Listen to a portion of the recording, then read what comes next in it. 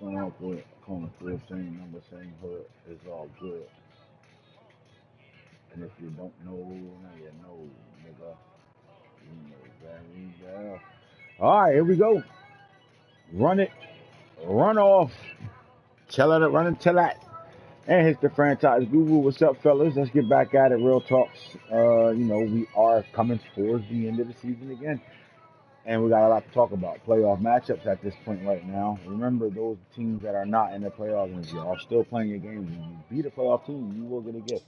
If you knock a guy out of the playoffs picture, you will get a double the gift. Don't forget that, weeks 13 through 18, that's what goes down. Other than that, let's talk about standings and where we at right now in this league. So we are dealing with our top 10 right now. Let's take a look at it. So the Cardinals got an X next to their name. That means they are locked in the playoffs no matter what. They do still have a big game coming up, couple of them actually, coming down the stretch, playoff football for the Arizona Cardinals. One particular game being their division game, and then the other particular game, which will be at Advance, I think, will be against the Tampa Bay Buccaneers. So the Texans is the playoff team that they have to face as well. This event where we at right now this week, they have to face the Texans. Um, but they have to stay on course right here to be able to fight through, if they want to keep that number one seed and have that first round bye, they got to finish up. They want to win their division. They have to knock the 49ers out again.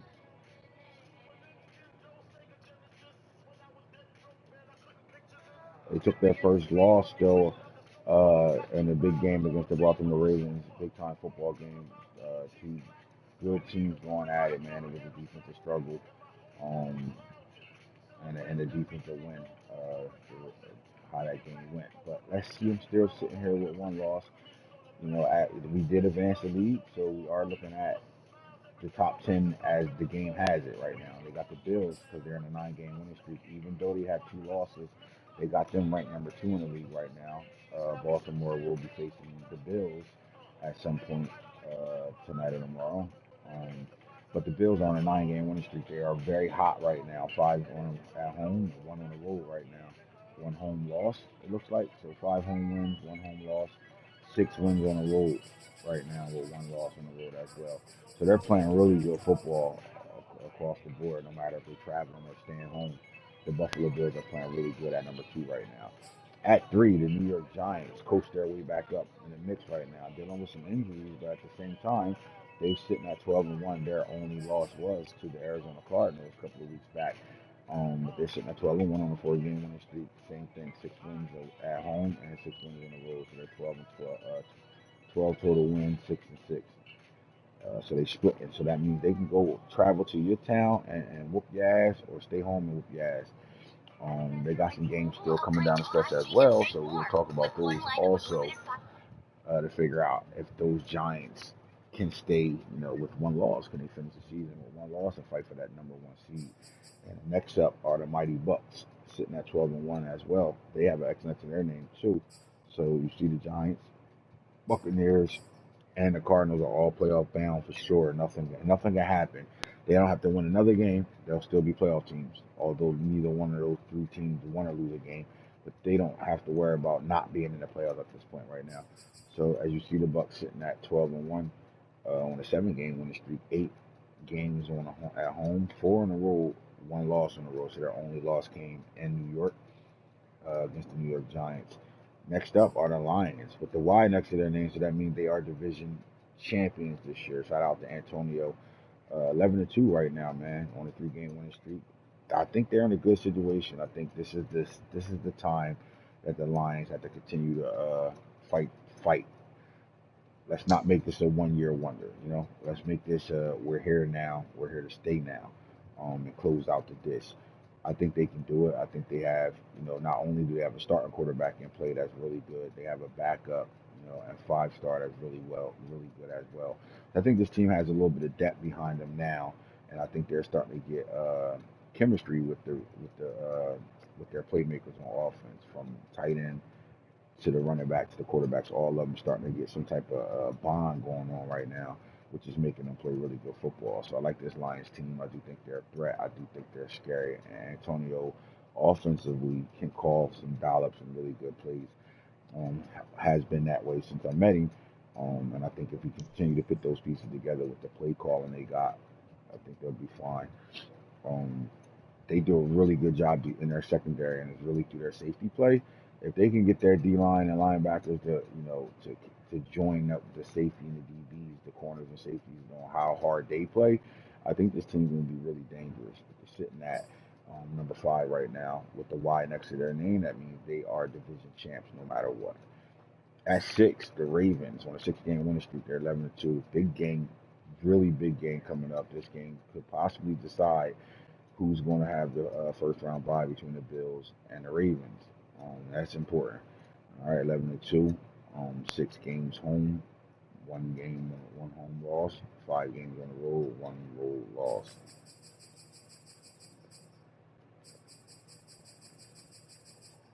At number 7 are your Houston. I'm about to say Tennessee. Houston Texans. All right, so Coach B, Brandon has his team 10-3 right now on the 4-game winning streak. 7 games home that they're really good at inside Houston, inside that Houston dome, right? 7 wins home, 1 loss, and then they got 3 wins on the road and 2 losses. So this team is playing exceptional when they're home.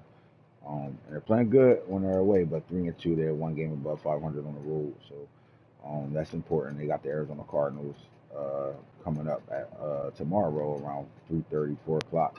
So hopefully, I would want this to be a road game from the Texans. Got a better one on the road, and to be able to up that 3-2 record on the road right now.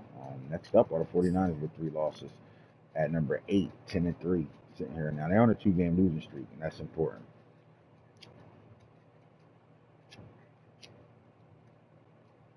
If I'm the 49ers, I'm talking to my quarterback. I'm talking to my offensive coordinator. I'm talking to my entire offensive staff, and I'm telling them we got to put this thing on our back because I think they do have the right pieces on defense, man. They have a monster in Wagner at linebacker. They got some really good pieces around them from the D line all the way back to that secondary. But it has to be more efficient on offense. I think AR-15 is finally having a breakout year. I think he needs to continue that. I do like their backfield. They got an oldie but new, playing pretty well in Hamlin. But then they also got Edgerrin James' son, Eden James, who I think, can really take this team to the next level. But the 49ers playing good football 10-3. They're not out of the mix right now. If I'm the 49ers, I am playing every game down the stretch because the Cardinals are in a monster part of their schedule right now. Anything can happen. The division, even though they have 3 losses right now, they still play the Cardinals the end of the year. And the Cardinals have some really good teams in front of them right now that they got to go out there and win. And the 49ers are right there to be able to win the West. So if I'm the 49ers, I'm locked in. I'm locked and loaded. I'm getting extra practice in before my game, hitting the practice field, really working on some schemes and things that I can bring to the table, something new, along with the things I do well, and really try to get that thing mastered out at 8. The Browns are sitting at 9 at 10-3. Um, they're on a 1-game winning streak. Their only loss they had that I saw, they had a really big upsetting loss against against the Ravens, in their second matchup. It's a really good game, and one turnover kind of broke the team down.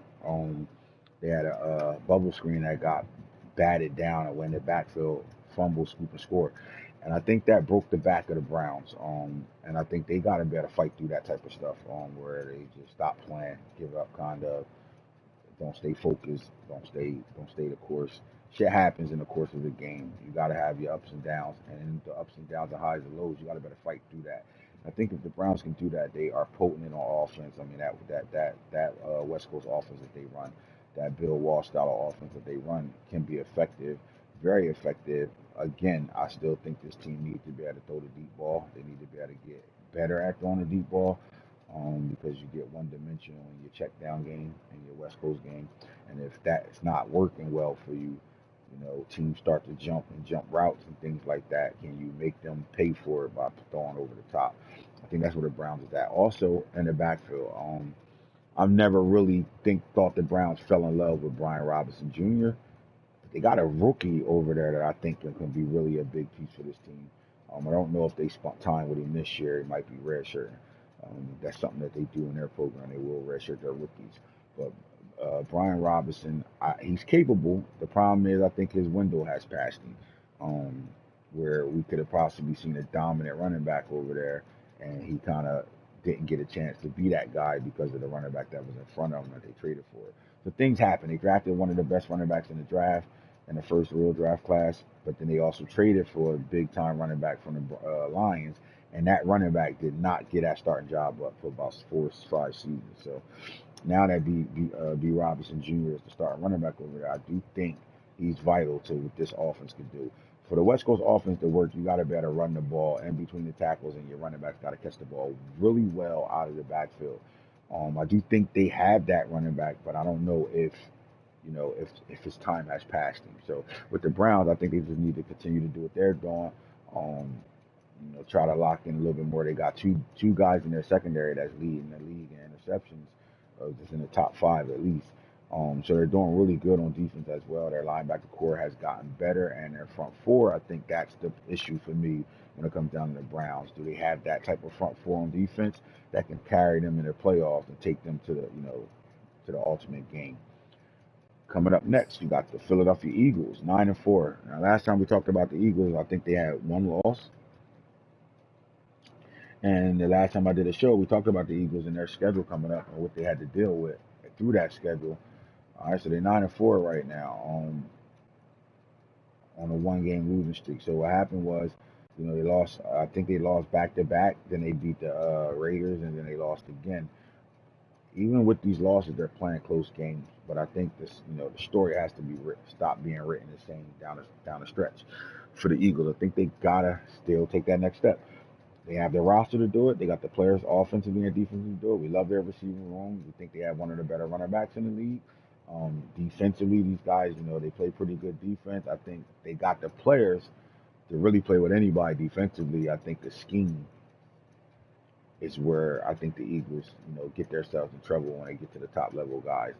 What are you doing defensively to get you an extra stop or turnover or get your offense a couple extra possessions because your defense is playing? Like, are you comfortable at what you're doing scheme wise to better, get some of these high power offenses off the field when you meet up with them? So I think their story isn't written yet. They still have some big games coming down the stretch. The main big game, in my opinion, will be against this Giants team that they should have won their first matchup. They end up losing that one. I think they should come into that game with nothing but revenge on their mind and try to take themselves into the playoffs on a high note. At 11, all right, the next team out of the top 10 at 11, Broncos. Very scary. I know they took a loss. I don't know who they played that took that loss too, but I will say this: the Broncos have a running back that's a diaper dandy that is very, very special. And I think he's the reason why this offense, 459 points scored this year. I do think they have a very young defense still, and because of that, you see that 360 points scored given up. It's because they got more rookies playing on that defense than pretty much anybody at this point right now. And, I think that's their issue. I think they have the pieces. Their future looks bright. Offensively, I think they can run with the big dogs at any moment. They have a really good coach when it comes down to offense, play calling. He understands what to do, how to do it, and what's the best thing for his players on his team, how to put them all in good position to do things with. However, defensively, what they want to do defensively, I just don't think they got used. I just don't think the experience is there. I think they fall into that trap when they play some of the top tier teams because those teams are experienced. And I think the Broncos, they're starting three young corners, four really. Their secondary is still young. None of them has been in the league more than 3 or 4 years. So they're very young there. And I think that's where, that's the problem. They show flashes of a brilliant secondary, and then they also show flashes of being the youth that they got over there. They're sitting at 9-4 right now. I still think they're a scary team to play in the playoffs for anybody in the AFC. At number 12, at 8-5, you got the Falcons sitting at 8-5. Um, it's all about, can this team get stops that they need? Offensively, it's a juggernaut offense. They can score with anybody at any moment. This team is a circus act on the field. They fling the ball around the park. Can they line up and play smash mouth football when needed? And defensively, how strong is this team really defensively? We know what they do with their secondary, especially their safety play. But are they locked in enough to really, take that next step this year? Right now, a lot of games lost, a lot of them wasn't played on his end, but he right now is a playoff team, and he has to really figure out what he wants to do. Is he not locked in? Is he locked in? What are we going to get with this Falcons team?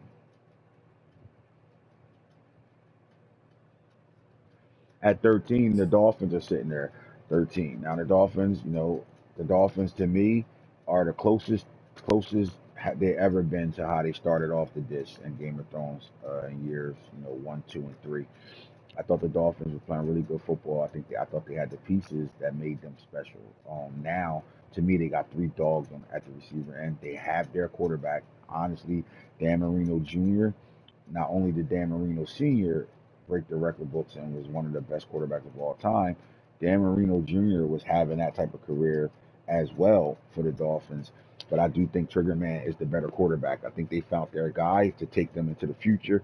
Dan Marino was a pocket passer. I think, in our league, modern day football right now, you have to be able to move the pocket, move around, run the ball through your quarterback as well. They have that. Trigger Man is special, and he was special coming out of the draft, but he became super sane when he got to Hussein. You know what I'm saying? So they're sitting at 8-5, right? Uh, I think anybody they play, whether they home or away, if they play whoever they play in the playoffs, cannot overlook this team at all. I think they have, their system back in play offensively, and I think they got pieces on defense at every level, from the pass rush to the DBs that can, line up and play. And they're really developing two shutdown corners over there, and that reminds me of the Xavier Howard and Jones days, where they had the corners that they didn't have to worry about shit on the outside because those guys played and you couldn't do shit to them, and they can move around and do a lot of things with the safety level and safety play. So I think they are back to that level, but I do think they're better than what they were when they were on their Super Bowl run, year one and then two, three, where they was playoff team and up there dominant. I think they're better because I think they have a better front seven on defense at the D line and the linebacker level. I think that makes this team a complete team. It comes down to, you know, can they, when they get some of these teams that's going to run the ball at them, can they do it back? Simple as that. Now, defense in a slump. Added a couple of pieces, but they haven't found their way in their groove yet. You picked up uh, Todd Bowles, I think. Who's the Bucks' real quarterback? I mean, real coach this year. Bowles. His son is over there. I don't know how the Seahawks didn't pay attention to that, but that was a big still linebacker there as well. Oh yeah, I forgot to tell you too, Drew. Remind me, he's an X Factor. I had to unlock him. I had to take him down to a superstar. I don't know if I put him back to X Factor or not. So let me know. Take a look at your roster. Let me know if he's an X Factor. All right, at 14, the Bengals, 8-5. All right, now this Bengals team that's sitting at 8-5, I'm impressed with it, because between them and the Raiders, somebody's not making the playoffs when it comes down to the Bengals, Raiders, Dolphins, right? Falcons on the NFC side, Broncos is in that mix as well. But when you look at these teams back here, the Bengals, man, now that they got their couple of drafts in, they have their team on the field. I mean, 8-5, we got to be proud of what Coach Seahound is doing over there with his team. Now, you got to get out of that losing slump, though. He got one loss. You got to turn it around a little bit. Yeah, yeah, X Factor NFL pedigree. Usually when the juniors come out, or a kid of somebody that played in the league, or a coach kid, they usually come out on X Factor. I'll usually make them X Factors. So there's your top 15. When you look at the Saints and the Cowboys at 16 and 17, I don't know if they're out of the playoff mix for sure. I know the Cowboys taking that loss against the Bucks. I think that hurt their chances for sure. We do have the Saints one game above 500. I don't know what their schedule looks like down the stretch, but if they can finish, with 6 losses, they still have a great chance of making the playoffs, especially with the Falcons being up and down. And then they have really big games coming up as well. All right, so when you look at the division play, it looks like, again, coming down the stretch, there's only a 1 game lead for the Ravens, right? At the same time, there's only a 3 game lead from first to third right now, right? 2 game lead from second to third. So everybody has enough games left for this to still be an issue right now. Um, So we like this division, but we're not saying that the Ravens have it on lock right now. Now, the one thing they do have the head-to-head 2 games, won both the matchups against the Browns. They still have the Bengals coming up again. But at the end of the day, that matchup against the Browns, we swept them this season. So because of that, we should be in a good situation if we could finish strong. In the AFC South, you're looking at the Texans at 10-3. Again, they locked their division down. Congratulations to Brandon. Houston Texans, division champs for the second time. This. All right, in the AFC East, the Bills are 11-2. There's enough games left for them not to lock it down. They beat the Ravens tonight or tomorrow, probably tomorrow. I think they locked themselves in as division winners. But the Dolphins are still only 3 games behind, and I don't know if they played twice yet or not. But we shall see how that's going to go. I need to know if the Bills and Dolphins played at all this year.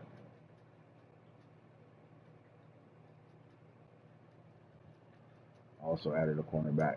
Thought I can have Samuel play the slot after the move, but I need him back to playing the outside for me. Oh yeah, Samuel. I remember him. All right, so the AFC East still fighting to figure out who's going to win that division. In the West is a 1 game lead, Broncos over the Raiders, and that's going to be the fight down the stretch. Now the Raiders are on a 2 game losing streak, Broncos are on a 1 game losing streak. That's going to be the fight down the stretch. Whoever wins this game will be having a home playoff game in the wild card round. The loser is going to be fighting for their playoff lives. On the NFC side, you see the North. They got a 6 game lead over the Bears. Uh, Bears sitting at 5-8, Packers 3-10, and 0-13 for the Vikings. But the Lions won their division. It's clean sweep. It's over with. Shout out to the Lions. They got to get ready to, down the stretch. Just play great football down the stretch. Get yourself ready for the playoffs. NFC South, the Bucks locked their division in. It's not guaranteed yet. 1 win, I think they should win it. No matter what happens, if they win their next game, they should lock in and have a Y next to the division and win it once again. With the Falcons and the Saints still fighting for their playoff lives right now. They're both in the mix with the Falcons being on a 3 game winning streak right now. Saints 7-6, they a game above 500. Again, you know, can we get 3 out of this division? Usually the NFC East shows us that type of play. And here we go. Giants 12-1, Eagles 9-4. A couple of advances ago, we were talking about Eagles. If they can win those big games, I said they needed to win, which was one with the Cowboys, the other one with the Falcons. They can win those games and come back to that Eagles Giants matchup. They can win this division. Now, is enough games left for anything that can happen? But do we see the Giants losing 3 games before we get to the playoffs? That's going to be hard to see. Not saying it can't be done, but it's going to be hard to see. So the Eagles are just fighting for their, second seed in their division. Second team in their division to make the playoffs and stay somewhere within that 5, 6, or 7 spot.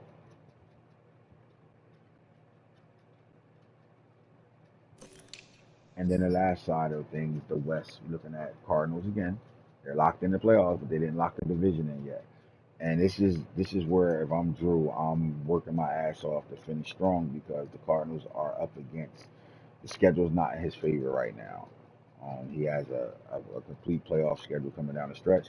And if he slip up at all, you're on his ass. But it comes down to y'all two playing again at the end of the day, no matter what happens. Now, if the Cardinals sweep the rest of the schedule, it's lights out. This team is playing really well. 683 points scored, only giving up 288. I mean, that's dominant football right there. But you look at Drew offensively, 536. All right, defensively though, 344 is a little on the high end.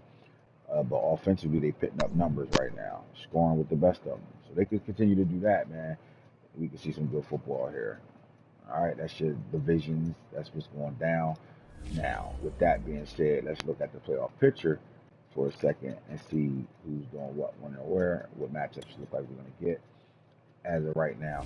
Um, Here we go. So let's start with the teams that are bye weeks right now. Cardinals are still in first place, and so are the Bills. Bills play the Ravens. Cardinals got the Texans, who's the playoff team.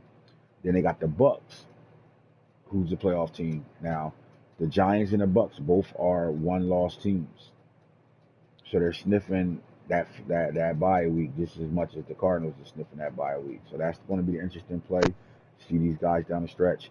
who's going to end up having that bye. I think that is important with the bye. Now if Tampa Bay get it, the weather is always good, so the away team don't have to worry about playing in the elements. Same thing with the desert team, Arizona Cardinals. Now Giants, I don't know if they're in the dome or not, or where they at, but they have a bad weather situation, so if they get it, I think home field really would go to them. But you're dealing with a whole bunch of. I mean, this guy's starting 4 out of 5 linemen that are rookies. And you're starting to see some of it play itself out. They've been doing an excellent job. They got the Fab Five up front right now when it comes down to their offensive line. And I think if they can continue to impress us the way they've been impressing us, I mean, it's crazy. But we do know playoffs is a different animal with those guys be ready planning their first playoff game as a New York Giant, especially when you got damn near all 5 you're starting offensive linemen rookies right now. The Cardinals coming off a bad performance by their quarterback, but a great performance by their defense. So if you take a positive out of a game that you want to throw out and reset yourself on, I think that's the positive. That Cardinals defense is for real this year, and when you got a strong defense like that with one of the better running games this season, that's success. That's playoff success.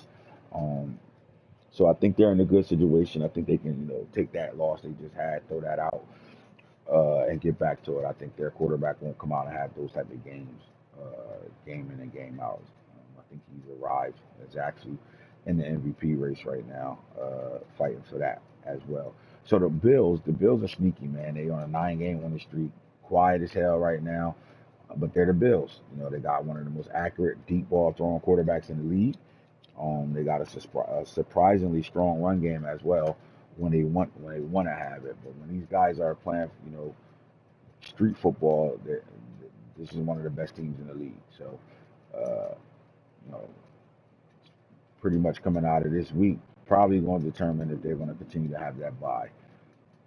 Now, as of right now, the Bengals will be matched up against the Baltimore Ravens, 2 versus 7 divisional matchup. I think these two teams play again. We do meet up again before the playoffs. So, although the Raiders are not in the playoff picture right now, they're still in the mix right now. So the Bengals is playing for their playoff lives. To be honest with you, I think that would be very special if he made the playoffs. On the other side, when you're looking at 2 versus 7, that's a scary matchup. If I'm the Giants, I do not want that matchup right there, having the 7 seed Falcons traveling to New York. That's like playing one of the top teams in the league. They just happen to have a bad year.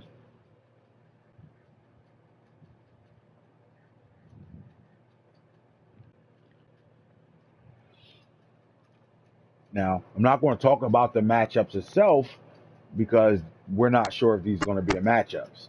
But what I will say is, you see the Falcons at 7 seed. That might be the scariest 7 seed we've seen in a long time. All right, so let's slide down to this matchup, 3 versus 6. Now, if I'm the Bucks, you got the Eagles coming home, or somebody that kind of know you a little bit, but you've been dominating the Eagles pretty just as much as you've been dominating everybody that you've been playing, honestly.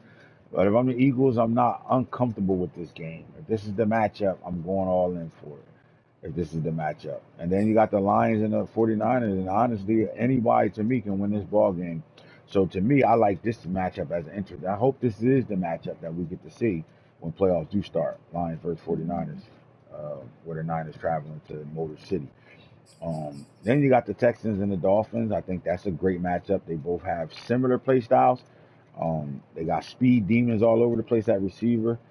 They're young at the quarterback position and at the running back position. So I do think this is will be a really good matchup to watch. And then you're gonna see smash mouth football with that West Coast style from the Browns, the 5th seed versus the 4. If this is the matchup. So right now, this is what our playoff picture look like. I don't know how things are going to change. There's no way it's going to stay the same. Some teams are going to shuffle around, but for the most part, you got on this side, you got the Browns. I mean the Bengals, Dolphins, Broncos, I would say somewhat the Browns and the Raiders sniffing outside looking in. So things can change. Even on this side, on the NFC side, you're looking at the Saints still have a shot to get in the playoffs. And I think the Cowboys are looking from a distance, but have an opportunity depending on how things go down the stretch. So that's your playoff teams right now. Let's go look at see the Warriors stats and who's doing what.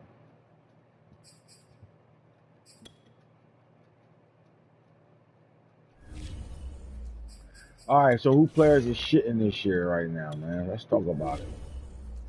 Let's take you back to week one. All right, so Nico, I'm a believer. I believe you. One player of the week in week one, Solo Savage, 9 tackles, 2 interceptions, and a touchdown in week one. Trigger man, Felix Harper was all AFC, and then the safety Petrie had 3 interceptions and 10 tackles. Good safety play. Malik Murphy, week two at quarterback. That Carmichael, 7 tackles, 3 sacks. Dog. Wise Montana shows up 30 for 38, 477, and 4 touchdown passes. And Peter McCoy, 6 tackles, 2 interceptions, 1 forced fumble, and 2 touchdowns. Week three, Nico pops back up again, 520 yards, 7 passing touchdowns. And then Damon David, 6 tackles, 3 interceptions. I'll tell you with that safety play. All right, on the AFC, Anthony Iverson, 25 for 29, 415, 8 touchdowns. Against the Bears, 2 sacks, 4 carries for 51 yards. And then you got Brisker, the safety for the Texans, had 6 tackles, 1 interception, and 1 touchdown. Week four, Ray Wills, 30 for 38. Simple. That shit. Look at that. 428, 6 passing touchdowns, at 30 yards rushing. David pops back up, 13 tackles, an interception, 1 forced fumble, 1 fumble recovery, and 1 touchdown.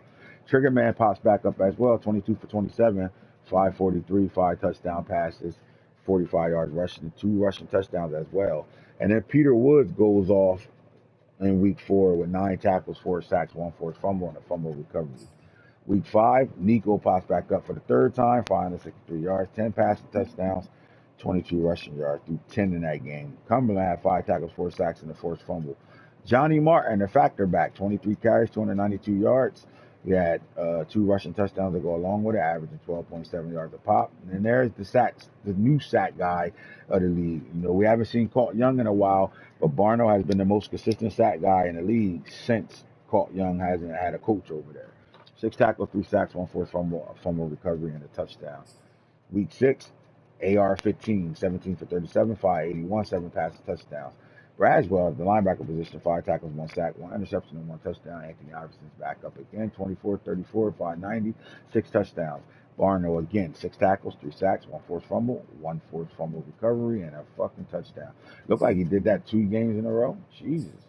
Similar stats. Completely similar stats. Jesus. He's a dog.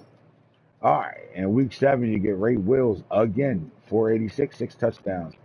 Then you got Ali Gay, linebacker, 4 tackles, D tackle actually, moving position D tackle. I'm sorry, I thought he was a linebacker. My bad. That's the other guy. 4 tackles, 3 sacks, 2 forced fumbles, a fumble recovery, and a touchdown. Desmond Ritter pops up, 281 yards. Good shit, Mike. 4 passing touchdowns. And then Brad Hawkins, 14 tackles, 2 interceptions, 1 forced fumble recovery. Week eight, AR-15 pops up again, 439 yards, 8 passing touchdowns, 28 yards rushing. And then you got Richardson, the safety for the Giants, pop up with 2 tackles, 3 interceptions, and a touchdown. And there's the factor backer again, 18 carries, 146 yards, 8.1 yards a pop, 2 touchdowns. And Isaac Taylor Stewart, 5 tackles, 2 interceptions, and a touchdown. At week nine, AI pops back up. Nico pops back up. You got D. Thompson, the right outside linebacker with 1 tackle, 2 interceptions, and a touchdown. AI had 464, 8 touchdowns, and then Peter Wood, 9 tackles and 6 sacks. Week 10, Ray Wills, again, 487, 5 passing touchdowns, 92 yards rushing. He balled out that game on 4 carries. Zach Holliday, the veteran at corner, 3 tackles, 2 interceptions. Spencer Moss, 23 carries, 272 yards. That's huge. 11.8, 5 rushing touchdowns, and he also caught the ball out the backfield twice for 2 receptions, 24 reception yards, 12 yards a pop. And then there's the kid Travis Gilmore, cornerback, 4 tackles, 3 interceptions for the Tennessee Titans. Good shit. All right, week 11, Ray Wills is back again, 498, 5 passing touchdowns, 27 yards rushing. And then you got Amarion Cooper at corner, 7 tackles, 2 interceptions, and a touchdown. Shador Sanders, 15 for 18, 470, 6 passing touchdowns. He was sacked 3 times, had 25 yards running and 1 fumble. Isaac Taylor Stewart, 6 tackles, 2 interceptions, and a touchdown. He's back on the list. Shador Sanders is back again, 15 for 20, 493 for 6 touchdowns. And then there's Kyle Hamilton, 9 tackles, 3 interceptions, 2 touchdowns. Weidman had 14 catches for 442 yards, 31.6. Is this the best receiver in the league right now? 6 receiving touchdowns. This guy. Is Weidman the best receiver? We'll have that conversation. All right, Kenyatta Jackson from Ohio State, 6 tackles, 4 sacks. Going crazy. Week 13, Jaden Daniel, 21 for 26, 5 touchdowns. Chris Samuels, 3 tackles, 2 interceptions. Eli Stowers, 477, 6 touchdowns. And then Kaylan Barnes, the cornerback, 10 tackles and 2 interceptions. That's week 13. That's your players for that. And then our last week of recorded football, you got Khalid Williams, 688 passing yards, 9 passing touchdowns, 3 interceptions, 2 sacks, and had 91 yards rushing. Amari Clark, 5 tackles, 3 interceptions. Who he do this shit to? Oh my God. And then the factor back for the 4th time, 18 carries, 173 yards, 9.63 rushing touchdowns. He had a receiving touchdown as well. Jalen Sneed, the linebacker from Notre Dame, 9 tackles, 1 interception, 1 touchdown. That's your player of the weeks each week, all the way up to week 14 where we at right now. And week 15 hasn't been recorded yet, so let's look at the yearly situations.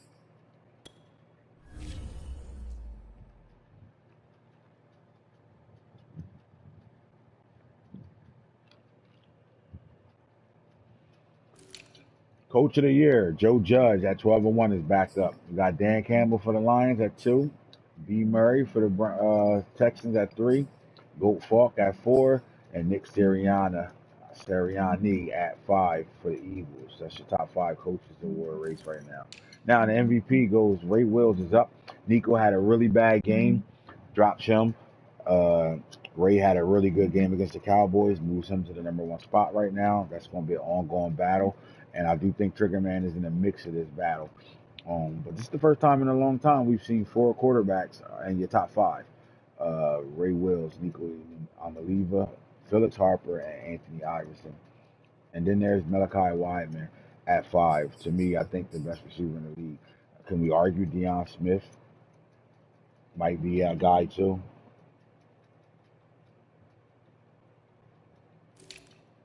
Offensive Player of the Year at this point, Triggerman, Felix Harper, Anthony Iverson, Deion Smith. You got Kenneth Walker III, and then Cedric Baxter Jr., the diaper dandy, are your top 5 right now. The AFC, that's the race there. NFC Offensive Player of the Year, Ray Wills, Nico, Weidman, Ray Joseph, and then you got Khalid Williams at quarterback sitting at 5. That's your top 5 right now. So we got a diaper dandy on this side of the spectrum as well for Offensive Player of the Year, and that's Ray Joseph. With Malachi Wideman, man, I got a nickname for this kid. I'm gonna give it up in a second. All right, so let's look on the defense side of things. Bob Mullins. I'm assuming this is the safety. I know that. You got Tylon Shazier at linebacker.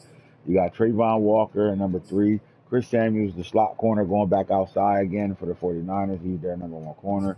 And then Damon David, the safety for the Falcons right now, are in your top 5 defensive player of the year in the NFC.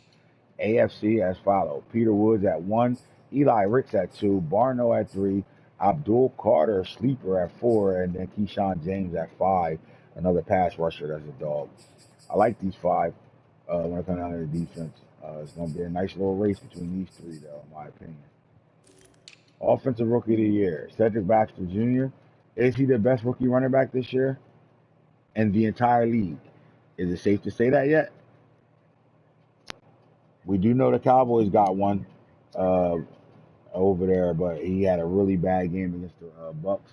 I don't think he got off the backfield any positive yards. So that got to play in a factor of who's better, Cedric Baxter Jr. or is it Ruben Owens?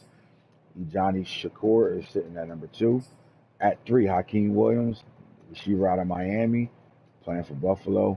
We got Jaquez Petway, another receiver for the Raiders, diaper dandy. Jalen Brown, the speed demon for the Steelers. You got Dante Dodwell, who's the running back. He's a power back. He gives them a different dynamic over there for the Miami Dolphins. I like it. I think, get him involved. You can run between the tackles and keep the chains moving. and tear that clock up when you playing. As long as you got a back like that. Richard Young, one of the top running backs in that draft, as well for the Jets. You got Trey Holly, really not playing as much. I wouldn't think with Walker over there doing he do. Trayon Webb, this is the running back I think really will fit that Browns offense coming up, and then Braylon James. That's your diaper dandies in the AFC. NFC diaper dandies are as follow. Nathan Ray Joseph, number one right now, and he's having a dog ass season this year too. Ruben Owens was also, in my opinion, having a great season. Had a bad game, but he can rebound from that.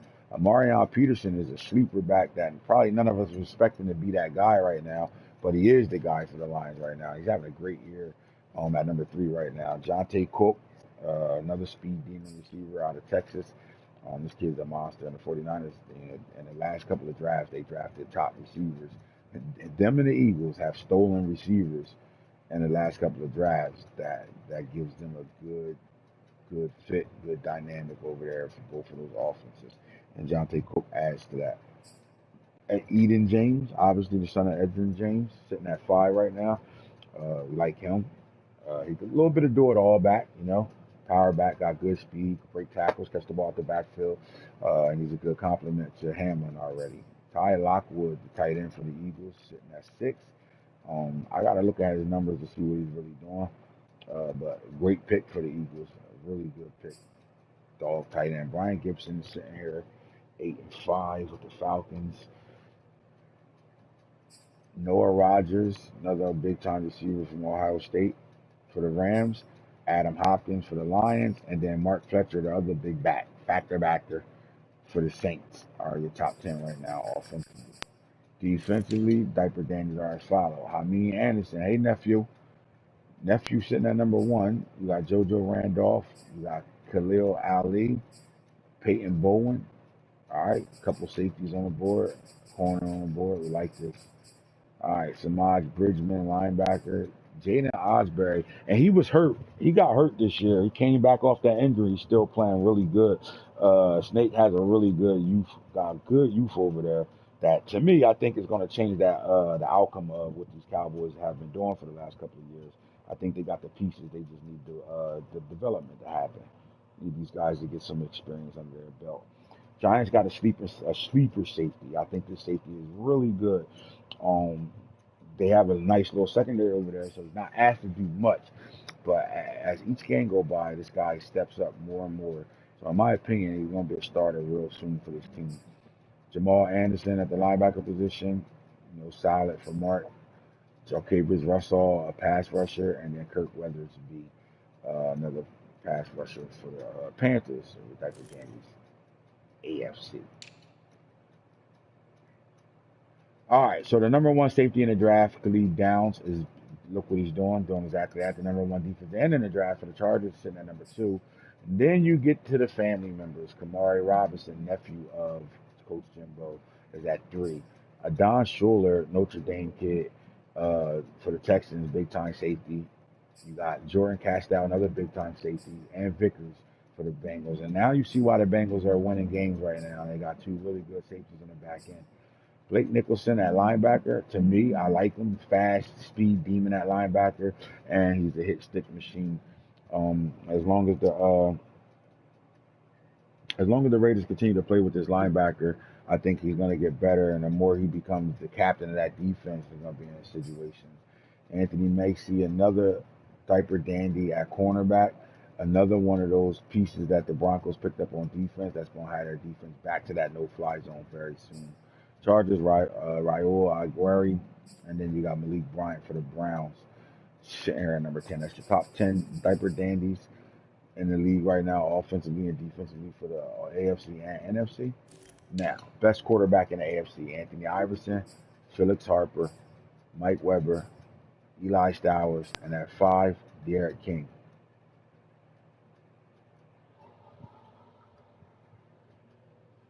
Yo, Falky. Can you turn that down a little bit?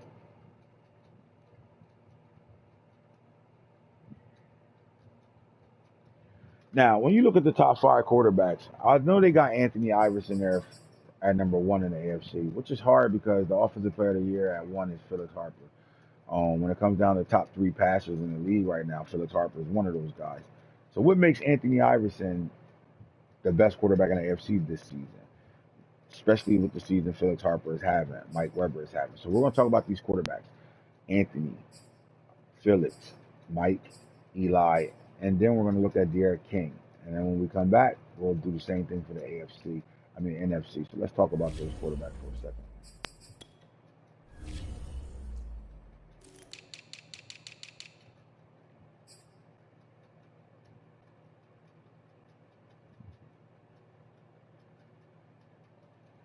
All right, so let's ask ourselves. Felix has thrown almost double the yards AI has thrown this season. Felix has thrown the same amount of touchdown passes. Felix is 70%, AI 71%. And the only difference is 48 to 33 and 48 to 21. I do think that touchdown interception ratio is better. Um, and I also think that's, might be the reason why. But look, when you look at the yards, he's almost doubling in there too. Yards per game, 435 to 291.6. Right? Rating, 115.8 to 124.3. 15.2 yards of play to 12.6. And we've been sacked 25 times. It's 38. So ask yourself, why is Anthony Iverson at number one right now over Felix Harper? I doubt it. I'm not really running him this year. So we'll look at it though. Let's take a look at it. I think he's running his quarterback more than I'm running mine. 63 carries for 465 yards, 7.4, 6 rushing touchdowns.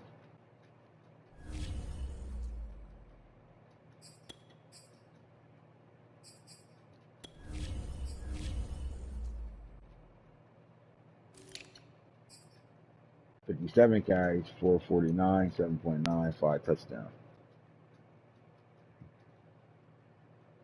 They're about even there too, Drew. So why do they have Anthony Iverson at one for best quarterback right now over a guy that's throwing more yards than him, same amount of touchdowns?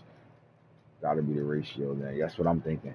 I'm thinking that too. So I think this is going to be an interesting fight coming down the stretch between these quarterbacks. I do think the Dolphins rely on Phillips to really throw the ball more than the Ravens rely on Anthony Iverson, and I think that you know plays a factor. The yards are going to be there because they throw the ball. They have way more attempts than we do. Not way more, 264 completions to the R215. So they have 73 more attempts than we do, right? But I do think they rely on throwing the ball more than the Ravens actually throw the ball. So to me, would that make that quarterback, the better quarterback this year? All signs are pointing that Felix Harper should be the number one quarterback in the AFC right now, but he's not. So is it the record? The fact that we have two losses and they have five this year, is it the percentage, completion percentage? Um, we have six fumbles to their how many? Eight. I think he got eight fumbles this year. Something is keeping Felix from being the number one quarterback right now. But the race is not over. We're still fighting. But when you look at the numbers, they're right there. Even when you come down here to Eli Stowers, 3,679 yards, 41 touchdowns, 26 interceptions. The percentage, though, completion percentage, 62%. I think that's, in the way of him right now. And you got Mike Weber as well, 3,574. So, again, Felix is, damn near got 2,000 more yards than all these quarterbacks, at least 1,000, 1,500, somewhere around there, than the quarterback that we're talking about, right, on this list. And then the next quarterback on this list is Derek King, and you're looking at, 3,414 yards, 33. I think he's having one of the better passing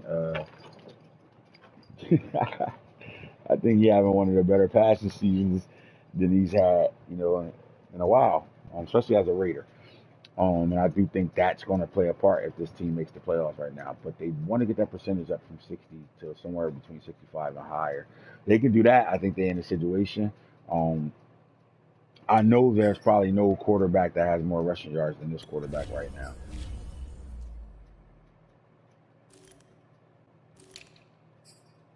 Wow.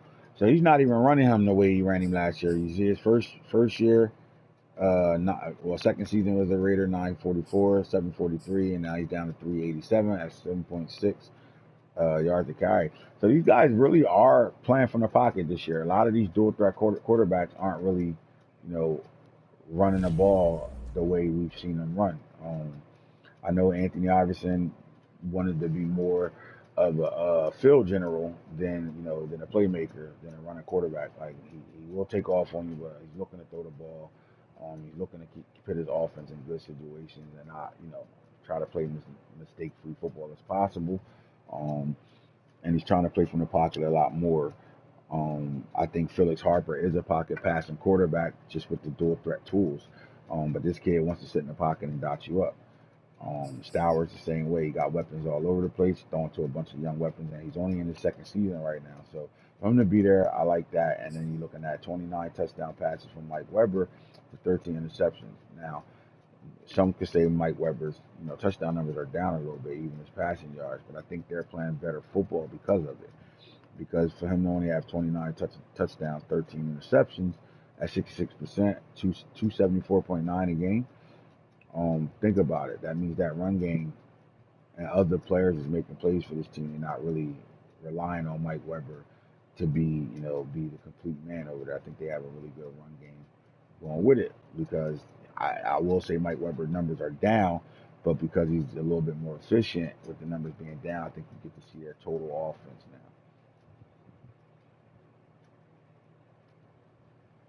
Now, out of those quarterbacks we just talked about, realistically, who has the shot really to win best quarterback in the AFC this year? And I do think it's still between 4 out of the 5 right now. And I think the 4 will be is Harper, Iverson, Stowers, and Weber, the guys you see up here right now. And I do think, even though Anthony Iverson is number 1 right now, I do think Phyllis Harper has the upper hand at this point right now.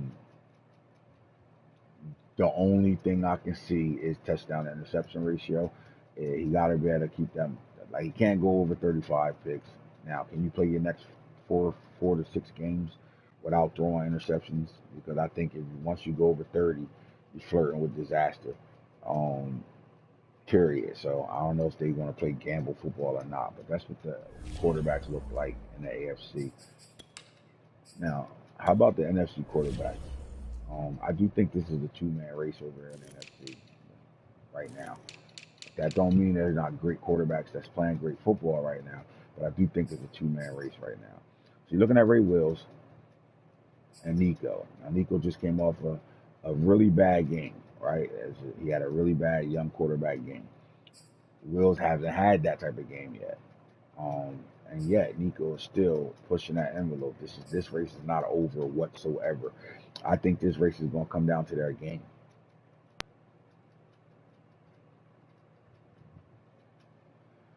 Now, with that being said, Jaden Daniels, I think Jaden Daniels is third on this list because of the way they play offense. To me, they're like the Dolphins in a sense. They're going to throw the ball 90% of the time anyway, right? And I think they're there because of that. Khalid Williams, another quarterback, in my opinion, when their system is kicked in and they're doing the things they need to do system-wise, this quarterback is one of the better quarterbacks in the league as well because he produces. But how long will we see Khalid Williams over top of Bryce Young and Darian Thomas Jr.? So the quarterbacks we're looking at in the NFC, you should stay right here. 1, 2. I'm gonna remove Jaden and Khalid for right now, and I'm coming down to Bryce, Darren Thomas, and Anthony Richardson, AR-15. When I go look at the stats over there, I'm going to come back to Khalid and Jaden Daniels. But let's just take a look at Wills. I'm a believer. Young, Thomas, and Richardson.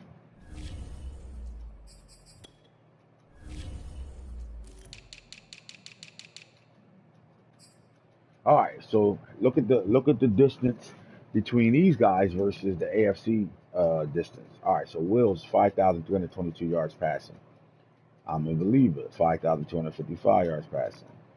AR-15 4,382. All right, Khalid Williams 4,171. Bryce Young 4,001. Daniels 3,800, and it was one more. Right at there we go. DT 3,491. All right, stay there for a second. Let's go to the touchdown ratio. All right, so I'm a believer is 62 touchdowns, Will 61. Then you got Bryce Young with 47, AR-15 with 43, Khalid Williams 41, Daniel with 40, and then DT comes down here with 28 and 20. So now, because of that 28 and 20, I'm going to knock him out of this conversation. Darren Thomas is no longer in the conversation anymore. Now, let's go back up and let's look at Jaden Daniels. 3,800, 40 touchdowns, 21 interceptions, 72% completion percentage, 345.5 yards a game, 124.1 QB rating. So now we're going to keep him in the mix. And what we're looking at is in this mix, we're looking at touchdown interception to touchdown ratio, and then the yardage, right? So he's in the mix. Does Khalid Williams stay in the mix? 41 for 22, and I think this is a great season he's having right now. 320 yards a game, 68%. Like, this is not bad. 41 touchdowns, 22 interceptions. Um, he's playing a cleaner game. He almost has 20 more touchdowns than interceptions right now. So let's leave him there in the mix as well. Jaden and Khalid Williams are still in the mix, in my opinion. But then you look at these guys right here, and 63% hurts Anthony Richardson, but I do think he's still having a breakout season this year. 43 touchdowns, 32 interceptions. Um, I mean, you got 11 more touchdowns than you do interceptions. You want that to be a lot better. Clean that up some, clean the interception touchdown ratio up some, but he's still in the mix with 43-82. But does he trump Williams and Daniels? That's the question.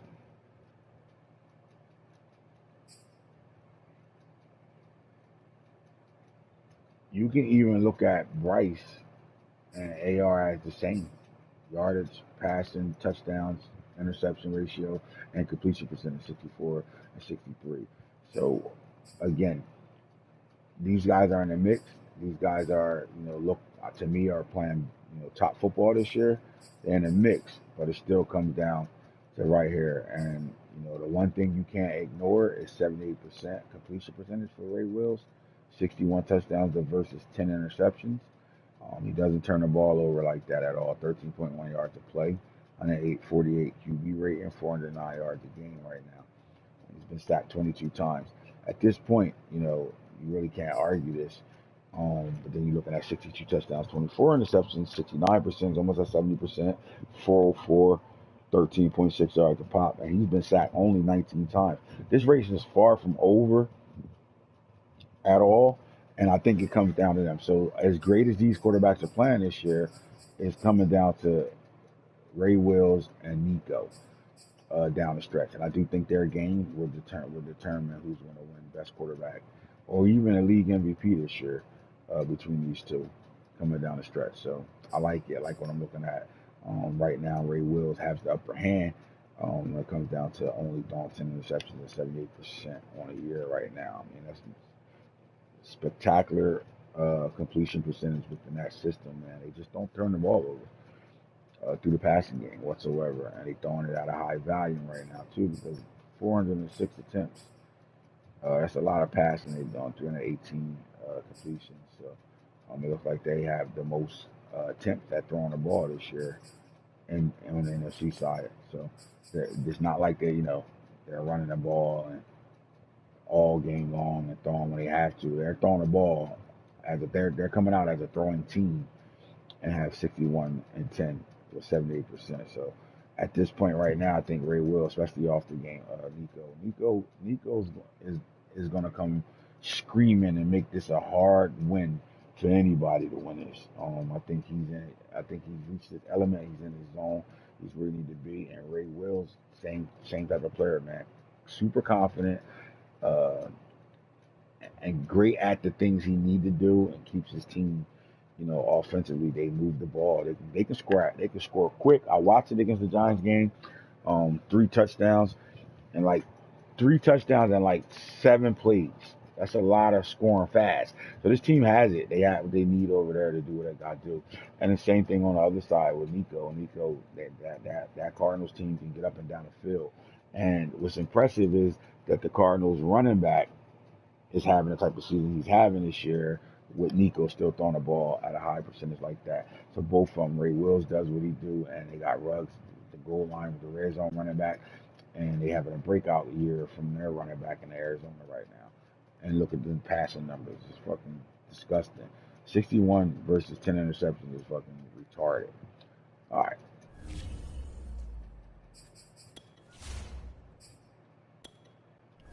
let's take a look at the running backs real fast. AFC running backs right now. All right, so Kenneth Walker, the third, is number one on this list.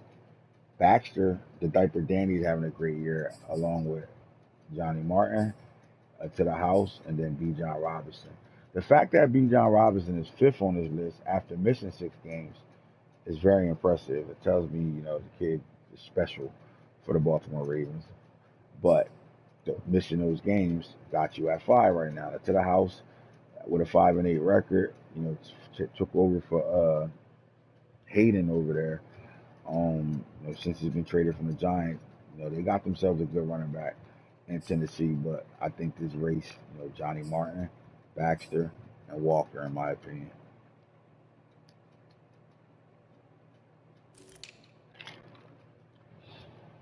Cameron Harris, Ruben Owens, Zamir White, Jaleel Ruggs, and Knighton are your top 5 over here.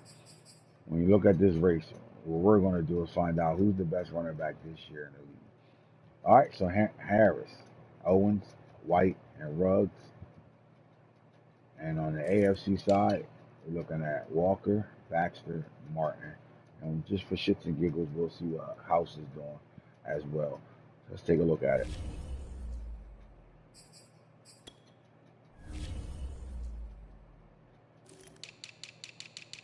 Let's start with the AFC backs right now.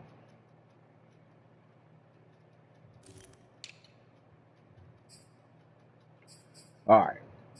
We're going to skip over attempts and let's look at the yardage right now.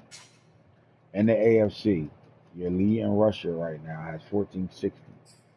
Johnny Martin is right behind him with 1441 and Baxter at 1389.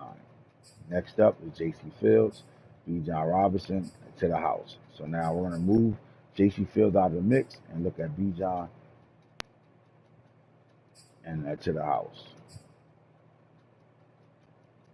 All right, so 6.8 yards a pop, 5 yards a pop.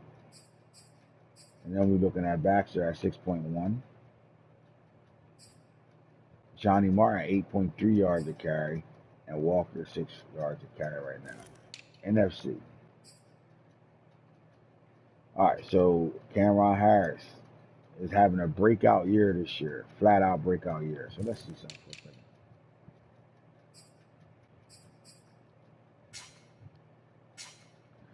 All right. So Cameron has 1,635 yards on 184 carries. This guy's averaging 9 yards a pop right now with 20 rushing touchdowns. Your next back is Kenneth Walker, 244 carries, 1460. He averages 6 yards a carry with 18 touchdowns right now. Johnny Martin only on 173 carries with 1441, 8.3 yards a pop, 14 touchdowns. So I'm gonna slide him up to number 2 at this point right now. Baxter, the diaper dandy, averages 6.1 yards a pop, 16 rushing touchdowns, 1389, 106.8 yards a game as a diaper dandy. I love it. And another diaper dandy is Ruben Owens with 272 carries, 1381, 5 yards of carry, and 19 touchdowns. So now, strictly this year, diaper dandy, young player, first time player, doesn't matter. Strictly this year, is Cameron Harris on a breakout year? Of course, right? Breakout season this season. But is he the best running back in the league this year?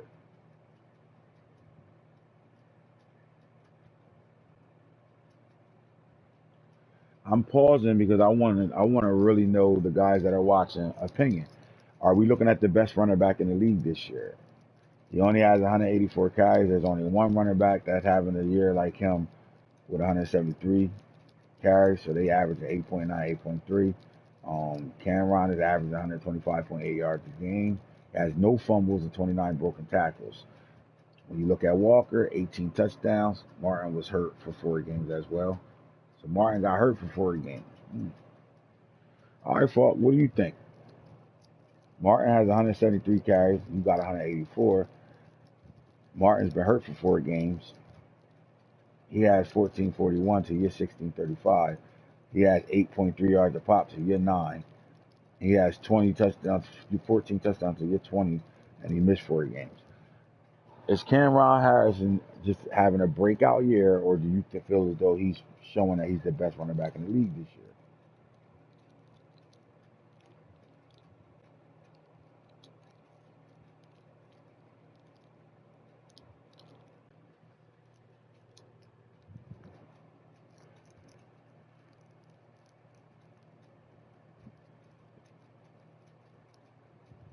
So Cameron Harris and Cameron Harris and Johnny Martin.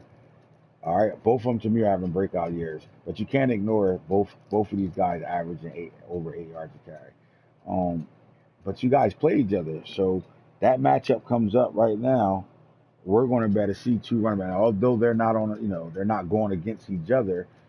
Cameron has to go against the Texans defense, and Martin has to go against the Cardinals defense. But I think the person that has the better game and come out with the win, in my opinion, should take the lead of who's the best running back this year. What do you say about running backs that are on their breakouts? Like this is the first year Cameron showed it. Now he's been 1,000 yard back last year, but he split time with Wheaton. But he's flat out having a breakout year. And I don't think if you haven't played, if you ain't played the Cardinals yet, then you won't be able to really get a real good handle on what type of running back they have right now out of him. Because the guy, 29 broke tackles, he does a hell of a lot of that. He doesn't go down on the first tackle at all. And he has the speed to change the game. And he's physical as shit, and catch the ball out the backfield. Johnny Martin, big back, 200. I call him the factor backer for a reason. Another one of those backs got the speed to be able to be elusive and can run through arm tackles with 29 broken tackles as well. Um, do the buck stop here? Cameron has Johnny Martin as the better running backs this year. Who's the better running back this year? Or should we still be talking about Kenneth Walker, Cedric Baxter Jr., and Reuben Owens? That'll be my question. Can I limit it? Can I limit this thing down to 2 running backs, or do we still have a conversation between 4 or 5 of them right now that's in the mix?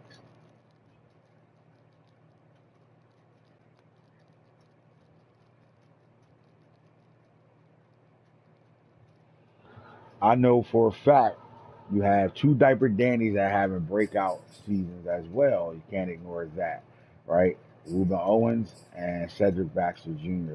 Both of these guys are having breakout seasons. So let's dive into what Reuben has done in his short little career.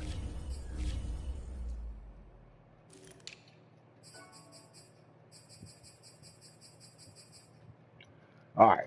So against the Panthers, he had 31 carries for 100 yards in game one, but only 3.2 yards a pop in that game, no touchdowns. Against the Giants in a loss, he comes in with 20 carries, 236 yards, 11.83 touchdowns. I don't think the Giants can stop the run at all this year. Jesus Christ. 20 carries, 236 yards, 11.83 touchdowns. This is his first breakout game, second 100-yard game, but first breakout game. Against the football team in another loss, 25 carries, 179, 7.2 and a touchdown in that game. And then it started to change a little bit. Seahawks only had 50 yards, 2.9. Eagles, he had 3.4 yards a pop. Then he gets the Chargers, 28 for 126, 5 touchdowns. And then he comes out of that, 18 for 81, 4.5 and a touchdown against the Saints. Broncos, he had 75 yards in that game, 5 yards a pop. And a loss against the Raiders, 25 carries for 201 yards, 8 yards a pop, 2 touchdowns. Football team, he was held to 2.1 yards a play. Then he gets to the Philadelphia Eagles in a win where he gets 28 carries for 114, 4.1. Chiefs only had 57 yards, but 4.4. And then against the Bucks, he had 51 yards, 3.9. Scored 2 touchdowns in that game. But there's a lot of runs under 3 yards to carry. 3 yards or under with this team, with this running back this year. And this is what you expect with a rookie. You're gonna have up and down games. I think his best game was here against the Giants in a loss, losing effort. But I'm looking at this as, this is a rookie running back that, was one of the top running backs in the draft. So he comes out and we expect, he goes to a team that, that's really good as a running football team over there in that Dallas Cowboys, and he's doing a pretty solid job of running the ball over there. Now he's had some hiccups, but amongst those hiccups, we've seen some really good golden games as well. Now let's look at Baxter and see if Baxter is, on that same trajectory or playing better when it comes down to individual games.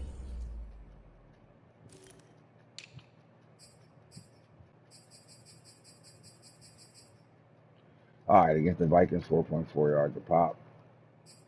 His hiccup against the Chiefs, only 14 yards in that game, 2.8. But then he gets the Browns, 19 carries for 195, 10.3, and 3 touchdowns. Against the Raiders in the loss, 25 carries for 131 yards, 5.2, and a touchdown. Then he gets the Ravens, nine carries for 36 yards, 4 yards a pop, one touchdown. In that game, goes into Miami and gives his running back 19 carries for 95 yards, five yards a pop. Uh, Takes on the Philadelphia takes on the football team, 15 carries, 87 yards, 5.8. Another 5.8 against the Cowboys, 25 and 146. All right, 4.2 against the Chiefs, and the loss against the Eagles, 12 to 66, but he had 5.5 in that game. Steelers, he had 16 carries for 111, 6.9 in that game. Chargers, he had 11.6 a pop. And then the loss against the Giants, he had 27 carries for 100 yards, 3.7. 1, 2, 3, 4, 5, 6. 6 games where he went over 100 yards or more. Um, And then I'm looking at the yards average per carry. And in my opinion, I think he's having a better season than Ruben Owens at this point right now. So when you look at breakouts, even Diaper Dandy conversation, so the 4 guys we've been talking about on breakout seasons, are Harris, Johnny Martin, Cedric Baxter, and Ruben Owens. I do think Cedric Baxter is having a better season at this point than uh, Ruben Owens, which makes him to me the best rookie running back in the league right now. But he's in the mix with some of these top backs that's in the league right now this year too. So I don't think you can count him out, but I don't think you can move him to number one. It's still going to be between Martin, and I'm not ignoring Kenneth Walker at all. But the Kenneth Walker show is something that we've known. He's consistent and always does this. And some will say his numbers are down this year. So I do think, these guys that are on a breakout right now, is still between Johnny Martin, Cameron Harris. Then I would put Cedric Baxter will be the next back after those two. And then Ruben for right now.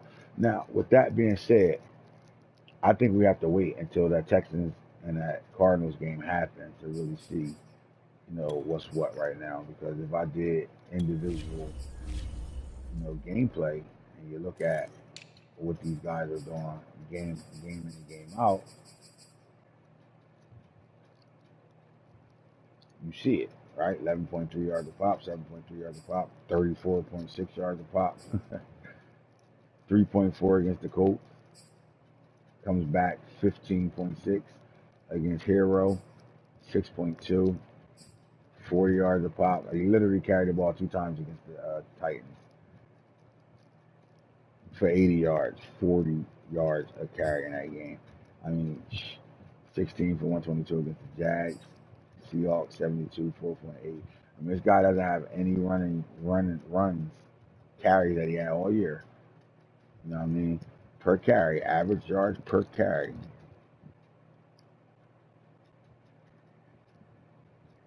I'm sorry, average yards per game under 4 yards a carry right now.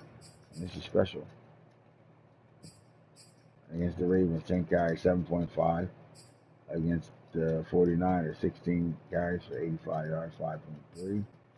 Only 6 carries against the Rams, 41 yards, 6.8. And as you can see, 229, 8.8. I mean, numbers don't lie. Men and women do. Martin, last back, let's see. And we're going to see a gap in between him because he missed games.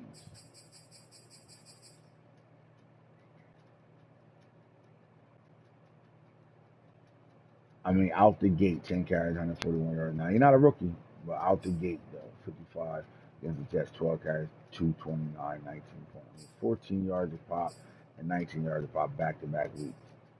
4.3 against the Seahawks at Tennessee, 35. 17 carries, 74 yards, 4.4 and 2 touchdowns. Jaguars, 23 carries, 292. 12.7 a pop, 5.8 against the Patriots, against the Panthers 8.1, against the Colts 5.2, Dolphins 4 yards a carry, no carries in the Titans game, so it looked like he missed this game, and then 18 carries, 173 yards, and the one over the 49ers, 3 rushing touchdowns, 9.6. Man, they're having special years right now. You look at the games, individual games, game in and game out. 1, 2, 3, 4, 5, 6, 7 games over 100 yards or more. I think that's the most right now. All right. So we're gonna have to wait for this game to be played, fellas, before we decide, what running backs are the best running backs. That's having the best season. Not the breakout. I know they all on breakouts. A couple of them are on breakout seasons, right? Let's see what Johnny did last year.